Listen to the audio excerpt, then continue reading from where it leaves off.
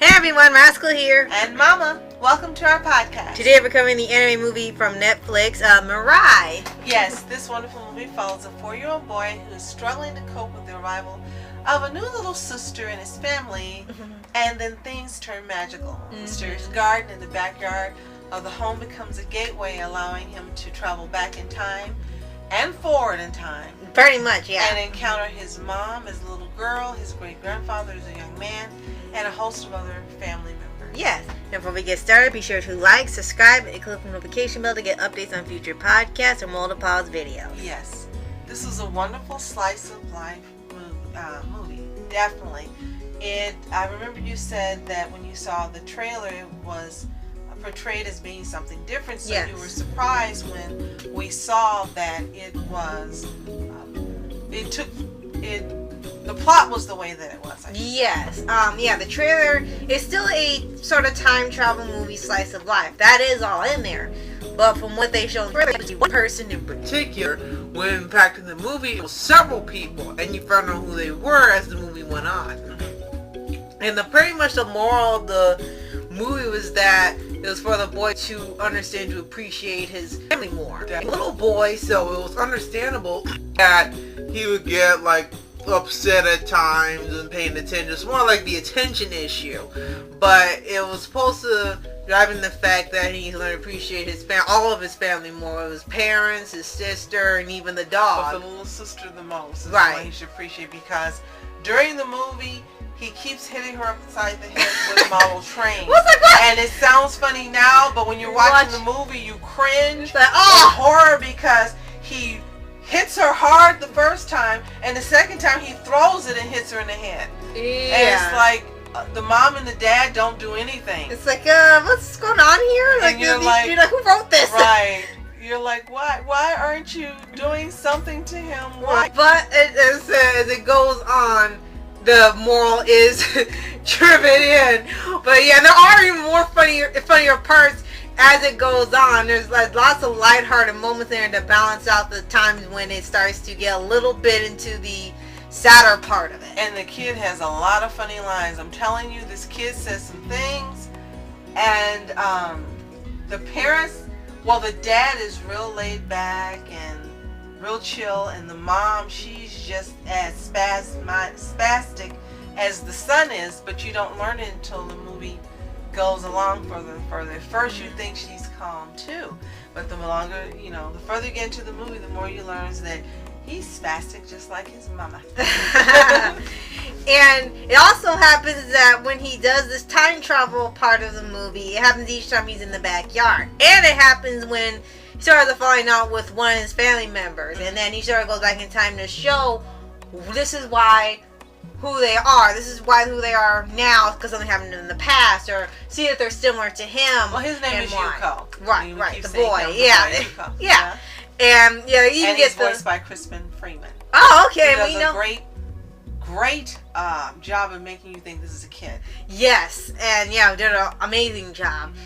And the point is that each time, like I say, he had a falling out with his family members, or he's upset about something, he goes back. No, I'm sorry, his name is Kun. Kun? Okay. Yeah, that's his name. Forgive me. That's his name. Okay. And he's actually voiced by a kid. Okay.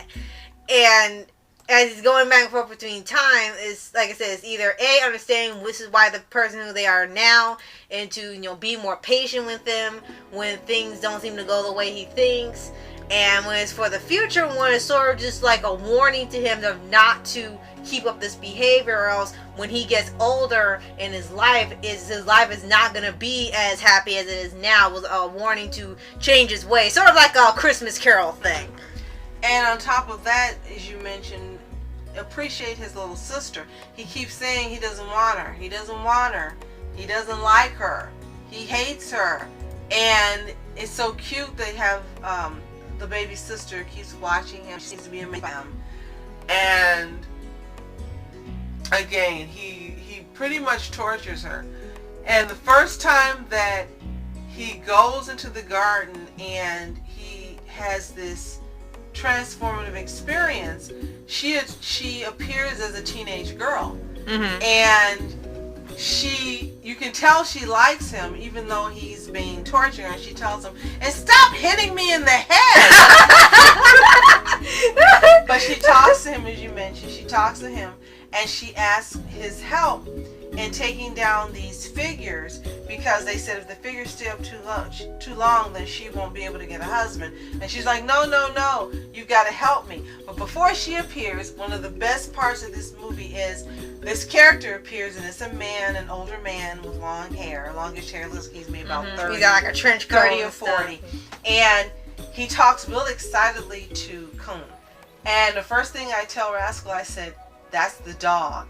And before, he says, I'm a prince. I said, that's the dog. And all of a sudden, you look at his face, and he's got these expressions like the dog. And then Rascal loves when he says, fetch. He's like, oh, I got it. He goes to get the ball, hands it to him. Here. He's like, and he throws again. Oh, I got it. Here. And this grown man, it appears, that's the dog, is doing the fetch. So she enlists the help of Coon and dog Prince to help her put the dolls away. And it is just fantastically humorous and funny what happens. The dog tries to take his time and put the stuff away, each part in its proper case in the box in a book. And she's like, we don't have time for that. But what I thought was more hilarious is, how the heck did the dog know that each little part was supposed to go in a certain and he's taking his time and taking it off and putting it away. Like, how did the dog know this was how it was supposed to go? Right? Because that was one of the funniest parts of this movie. It was hilarious. It was brilliant. And he gets to meet her a couple more times. And he also meets his great-grandfather, who brilliantly and surprisingly is voiced by Daniel Day Kim, whom I love. And we should have known it was someone cool voicing him, because the great-grandfather shows up and he's cool and he just talks real mellow. He's got a motorcycle. And he's telling him in this calm voice, giving him direction. And Coon loves him. He loves him right off the bat. So that was pretty cool. And then there was another. He also, again, he meets a couple more times. And himself. Right. That's one of the events. As a team. Right. That's one of the events we just discussed earlier, is that in one of the flash forwards, he meets future self, and there's a warning that if he didn't stop arguing with his parents, that he's going to grow up to be this version of him he's talking to now. And just quit complaining about everything, because if it keeps going, he's going to end up like this, and it's going to be like a real bad outcome for him. And he tells him, he says, he decides he's going to run away, so he packs his bag with some crap, and then he runs to get on the train, and that's where he meets himself. And he himself, at teen, says, don't get on the train. He says, don't. And then he says, don't. I do want to get on the train. No, you don't. I don't want to get on the train. No, you don't want to get on the train. And they're going back and forth. And guess what he does? He gets on the train anyway.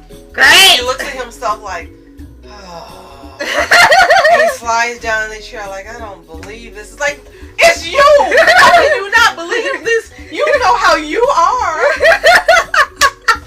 So it's just brilliant. It was brilliantly written, brilliantly done. And another surprise voice actor is John Cho as the dad. It's like, oh my gosh, it's John Cho. And you don't recognize him when you're hearing it. When you get the credits and you see his name, it's just pure excitement. But it's just a beautiful, lovely, wonderful movie to see. It's exciting. It's adventurous. It's full of lessons that aren't hitting you over the head. The lessons are given in these encounters with his family members in the magical garden. And it's just brilliantly done. I did not know I was going to love this movie as much as I did. I absolutely love it and adore it. And it's a movie that I would watch again, because there's so many little things I'm sure we missed. And it's just so much fun to watch. It reminds me a lot of the Christopher Robin movie, and I know it's not the same arc. He's about not losing your childhood, but it still had that type. It had that fantasy in it. The fantasy element. It had the familiar element. It had the love element. It had the lessons element. And again, it's just so. It's like innocence in a bottle. and you wish you could buy it because it's just a wonderful movie in that same way. And of course, the environments are beautiful and lush. The garden is gorgeous. And I don't think I could love this movie any more than I did. Right. And I'm really glad that both of us was able to see it because the film was just amazing. The film was just amazing. And like I said, even though it was different from what the trailer had, still like the movie that we got anyway because it was just fun from beginning to end. Yes. You can watch this on Netflix if you haven't seen it. If you have seen Mirai, let us know what you think in the comments below.